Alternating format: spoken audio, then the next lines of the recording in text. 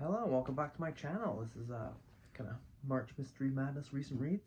I don't know if these all qualify as mysteries, but they're kind of crime spy genre fiction kind of thing that I like to read, and that's kind of what I'm going with. Um, yeah, that's what I'm sticking with. So yeah, just it kind of ties in a little bit, at least adjacent to March Mystery Madness. And yeah, just a few ones I read recently that I really enjoyed. And so first up, Matt Helm, Murderers Row. It's like the fifth one in this series, I think. This was fantastic as usual. I haven't been let down so far from by Donald Hamilton in this series. It's Matt Helm's basically a man of violence. He's essentially works for a terrible covers, by the way. These are just terrible covers, but they were out of London. There was like under $10 for each, and I got like 25 out of 27 for the series, so it was a good deal, and they're great reader copies, but crappy to look at. But yeah, Matt Helm is a basically a hitman for a shadow spy organization in kind of one of those kind of clandestine spy agencies in the American government. Kind of officially doesn't exist, and he works for a guy called Mac. His name is Matt Helm, but his code name's Eric, and he basically each book he gets a different assignment, and there's lots. It's written kind of in a kind of the hard-boiled first-person kind of detective style, but it is a kind of technically it's a spy novel. I mean, or men's adventure novel.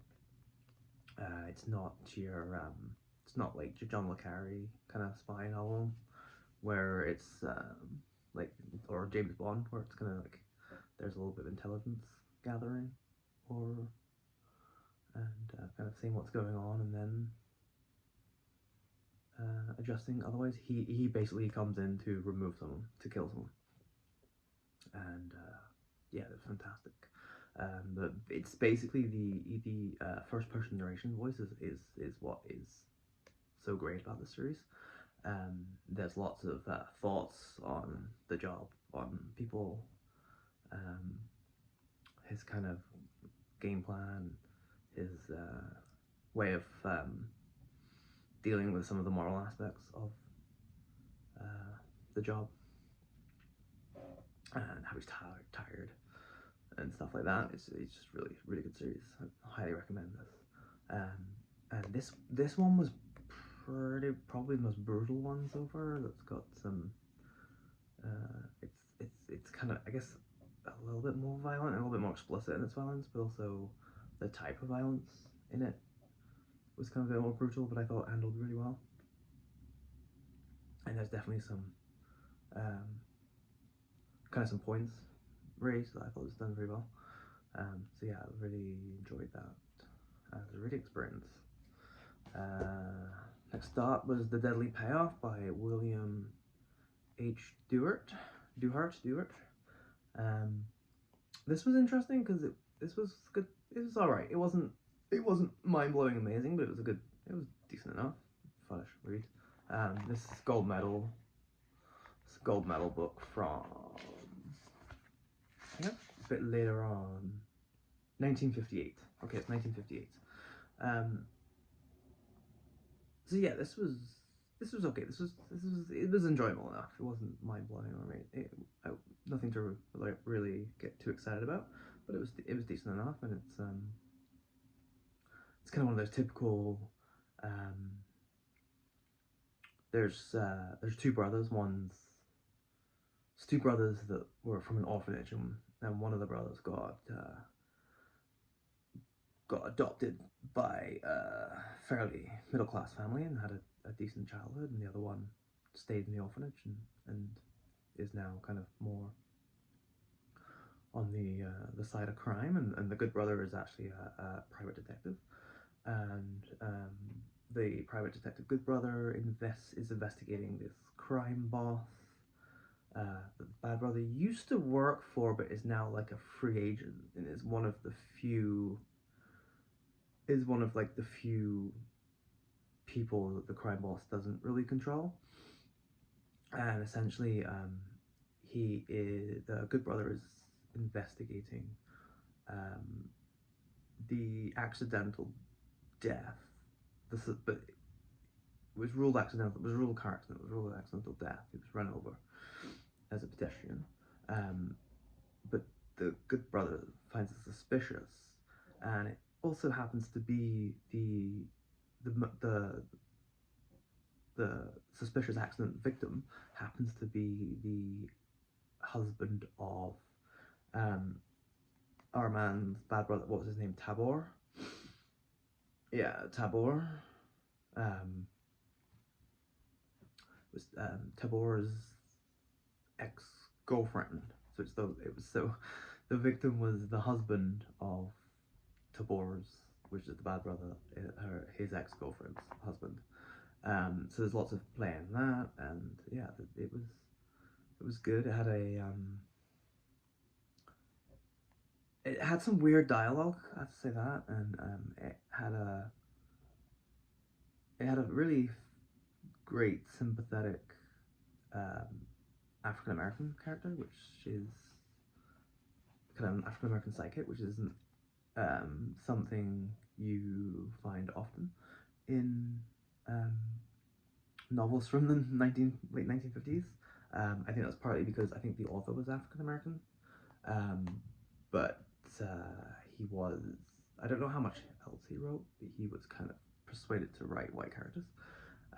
But that's by the by. It doesn't really matter. There's absolutely no there's no author information or anything on it. So it really doesn't really matter. But maybe like an interesting side note if you're like to study this kind of period of crime fiction.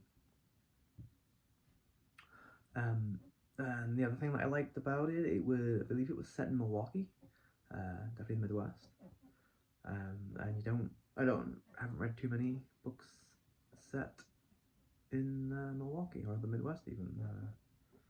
They tend to be focused on New York, LA, San Francisco, or more like the Deep South and New Orleans and stuff. So yeah, it's pretty good. I quite liked it. But like I said, nothing spectacularly amazing. The final one, saw this on a book haul, The Assassinator by David Vowell. This was utterly amazing, and it kept me riveted. It did things that I hadn't really seen before, which is surprising because I've read so much crime, and I've read so much crime this is from 1975, I believe.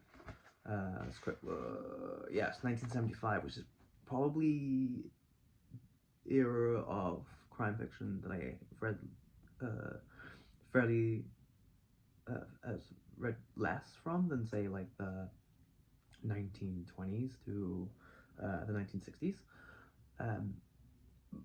But still, I've still read quite a lot of crime novels. I've read a fair number of crime novels from like the 90s and 2000s and 2010s and that. So it's still surprising when someone does something you haven't really seen before, or keeps you guessing till the end. And it's described as tough cop on an LA beat, where there's always a little smog or a lot of murder in the air. A new novel by David Vowell that takes you into the nerve center of a big city police force, hot stopping action. So it kind of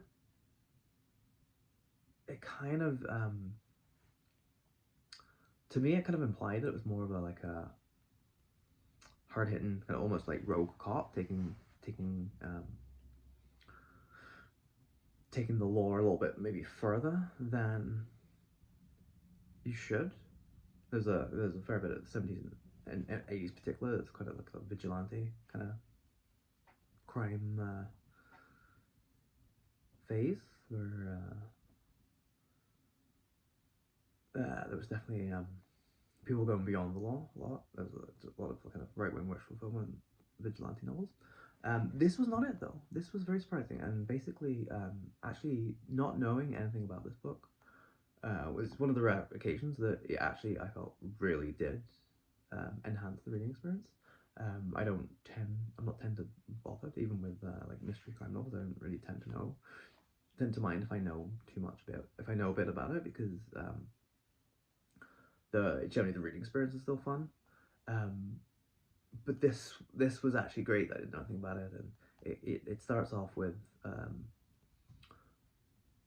the murder of a young woman who um, appears to be a prostitute or stripper or something of some kind, and doesn't really have any people caring about her, and so the cops doesn't really, it's not so much no really cares about catching her murder, and so the cops really taking it personally. The cop is fantastic. I don't think they're ever named. It's first person narrative, but just their personal journey and their way of looking at the job and everything. It's fantastic, and the twists and turns of the mystery. This is definitely, I would say, this is a mystery for sure. It doesn't reveal the who done it until the end. Yeah, the twists and turns and little nuggets of information and the way they go about it, it's just fantastic. I really, really love this, and I would definitely want to search for another David Vowell novel. No, don't really know anything about him. I don't know if any of you know anything about David Vowell. Have you read anything by him? Have you read this in particular as well?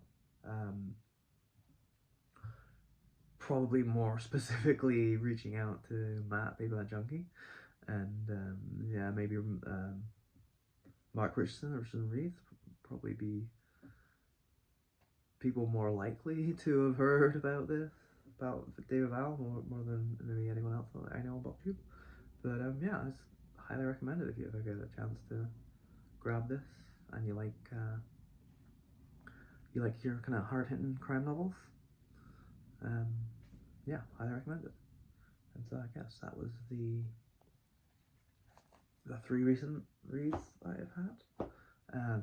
But I wrap this up. I've got to keep my videos a little bit short because I tried to upload like a half-hour video earlier, and it was quoting me like an hour to upload, and it's just, I don't really have that much patience to upload a video, so I'm trying to keep them a bit shorter to have a 10-15 minute upload speed. My internet's not the greatest. I'm living in a rural community with satellite internet, so yeah, trying to keep the